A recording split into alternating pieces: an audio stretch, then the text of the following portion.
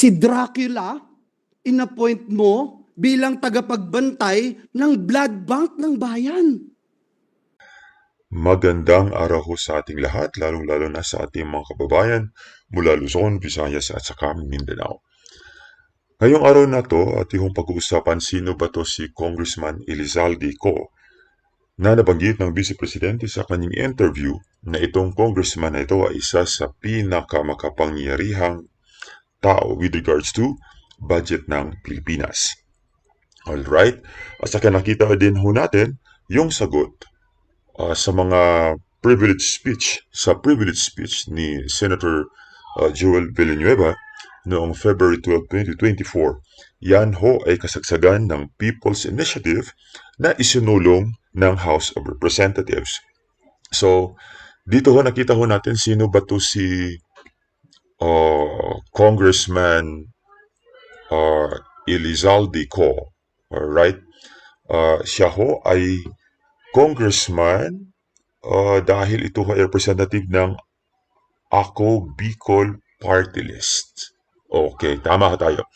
At saka kasama niya sa Ako Bicol ay yan si Congressman Raul Angelo Bongalon. So, yan ho ata sila dalawa sa Bicol Party List. Sa susunod naman, nakita din natin ano ba yung mga business interest nitong si Congressman Saldico. Nakasaad ho dito, isa sa mga makita natin online na siya ho ang Chief Executive Officer o sasabihin natin na CEO ng kanyang kumpanyang pangalan na SunWest Group of Companies. At saka chairman of the board din ho itong si Congressman Saldico sa Misibis Bay Resort. Hindi natin alam saan ba ito matatagpuan itong itong mga resort na to.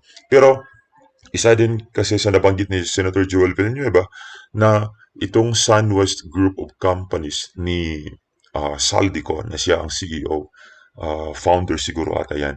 At saka isa itong construction company na nakatanggap ng bidding ng DepEd sa laptop. Moreover, ito ding company ni Saldico ay sangkot din ito sa Farmally na iniimbestigahan ng Senado.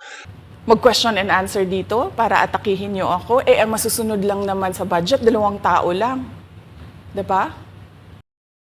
Yung Comic Sans na ginamit. Ultimo po, si King of Comedy, Dolphy, hindi po ginagamit yung ganyang font. At higit sa lahat, sana po makita natin yung dun sa taas, representative daw po ako ng Buhay Party List, Mr. President. Mr. President, ito po ay katibayan na noong mga panahon na yon, 2016 pa po ito, Mr. President, bago ho ako maluklok bilang senador ng Republika ng Pilipinas. Pine-persecute na po tayo, pinararatangan, pero tapos na po ang laban. Noon pa po, na-dismiss na po ang ibinasurang lahat ang gawa-gawang reklamo na ito sa atin. Dinismiss na po ito. Pwede ho bang pakita natin yung dinismiss na po?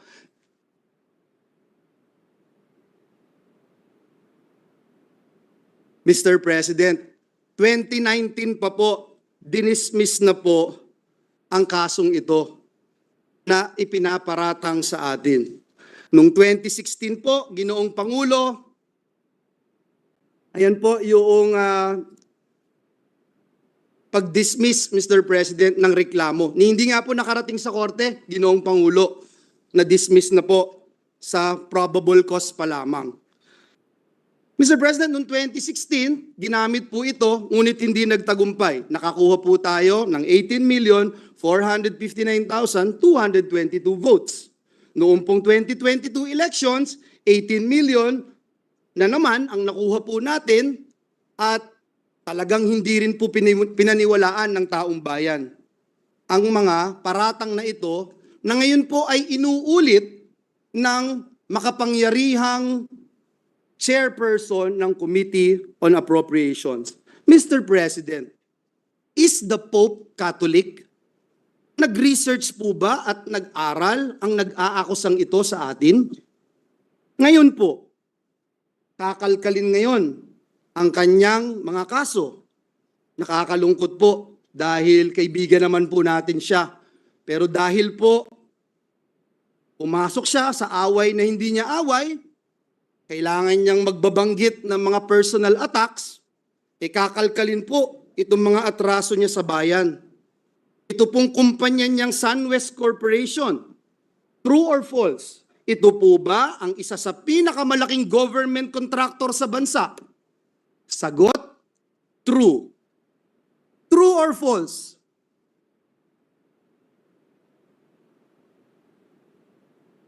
Ang korporasyon po ba niyang SunWest Corporation ay kasama dito sa kontrobersyal na Parmalee case dito na inimbestigahan sa Senado na kasuhan ng Senado? The answer is true. Kasama din po ba ang kumpanya niya dito po sa kontrobersyal na DepEd laptop scam? Ang sagot po, true. Pinakakasuhan din po ng Senado ang kumpanyang ito. Napakadami pong BIR cases. Madali po maghanap, Mr. President.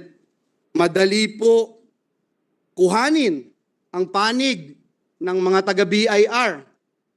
Kung ilang kaso mayroon ang kanyang mga korporasyon. Bukod po dito, yung reklamo po sa Ombudsman ng Anti-Corruption Group na ang pangalan Task Force Kasanag International, meron din pong 50 billion na kaso na kinakaharap ang taong ito.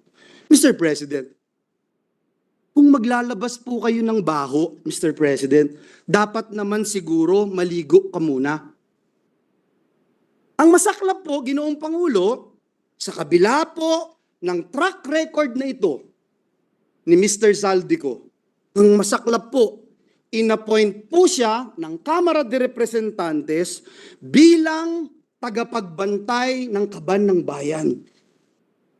Si Dracula, inappoint mo bilang tagapagbantay ng blood bank ng bayan.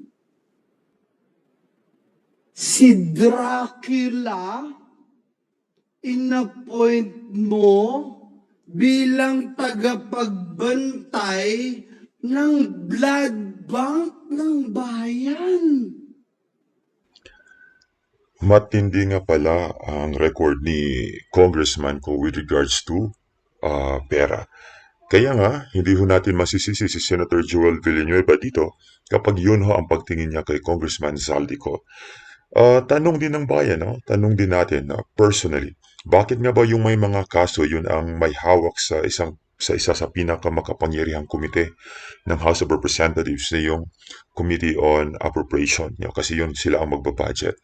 Kaya nga siguro nagkaganon dahil magpartner ho ito sila. No? Alam niyo naman natin ano hong nangyayari sa gobyerno. Ikaw din, kabayan, kanino ka ba naniniwala? Dito kay Senator Joel Villanueva or sa House of Representatives doon kay Congressman Zaldico na marami pala sangkot pala ito sa maraming mga kaso tungkol sa pera ng gobyerno.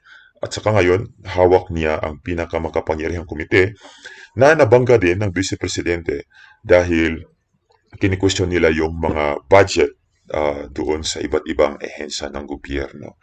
Now, in fact, sila din, may maraming mga kontrobersya with regards na lalong-lalo na, di ba? Sinasabi ko na in other video na maraming mga congressman dyan na mga contractor, government contractor. At saka, naisiwalat ni Senator Joel Villanueva, itong kumpanya ni ni Congressman Zaldico ay isa pala sa pinakamalaking kontraktor ng gobyerno.